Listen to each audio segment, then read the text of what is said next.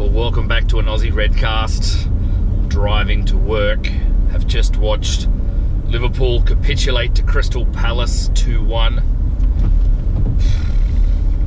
Not a good start to the term 2. I think for me, this game really embodies, it encapsulates what Liverpool's been like for a long, long time now.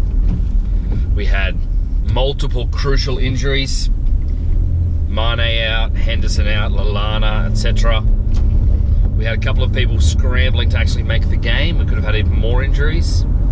So not having a big enough squad has been a constant issue for Liverpool ever since it cost us in 13-14. But we're going into a crucial game. There's only a couple of games left.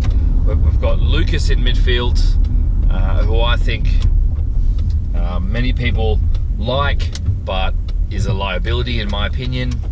You've still got James Milner at left back. We've had left back issues for 10 years now, pretty much. And on the bench, we've got, 4 teenagers, prospects, hot new prospects. We've always got youngsters who are new prospects, but they're youngsters. So no depth whatsoever. And we came into a game where we started off, once again, as always, dominating possession, but not being there in the final third. I thought Coutinho, before the free kick, wasn't having a great game. His final pass into the box a couple of times, just completely overhit, or just missing that last little, the kind of electric second feeling that he seemed to have with Firmino back in the start of the season. Once he'd hit that beautiful free kick, which we all know he can do, he's got it in the locker. Great to see that. I think he became a lot more confident and kind of came into the game more. But once again, final third, always our issue. Can create chances most games. This game, not that many, to tell you the truth. But most games we can create chances and we just fail to put it away. And the man who's so able to do that with ease, it seems, when he's playing and he's fit, Daniel Sturridge, once again out. The story of his season, of the season before that, and the season before that. It's been a pretty horrid time for Danny Sturridge. I thought Crystal Palace came and played the way they had to play. I think really, as I said, it perfectly embodied Liverpool. Have most of the ball, and just at the back, they get one chance and they take it. So a well taken goal from Crystal Palace.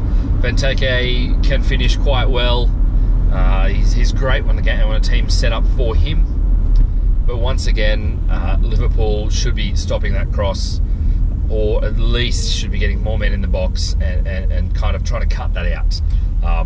But I won't put that down straight to all the defensive kind of defenders' faults.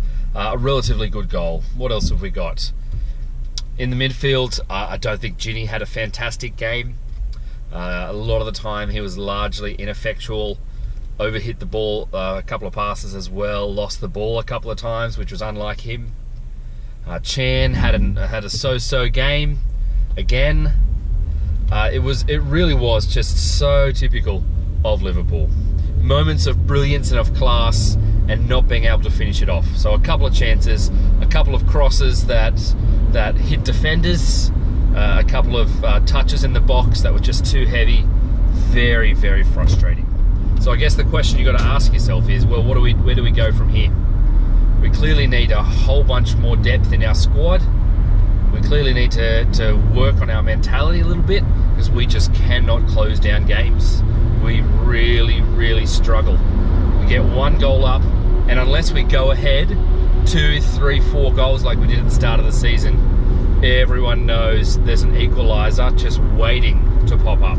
So last week at West Brom, I spent most of the game worrying about that, and we were okay. Today, not the case. And once the equaliser's there, once we're really kind of ineffectual in the second half, you're just thinking to yourself, come on, don't do it. And there it was. Benteke, corners once again. We must be way, way above the Premier League average when it comes to conceding from corners.